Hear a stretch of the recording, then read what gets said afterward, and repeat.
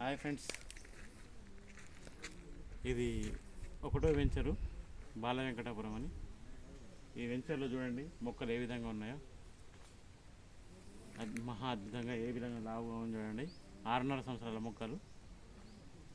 ఈ Sai properties private limited వారి company.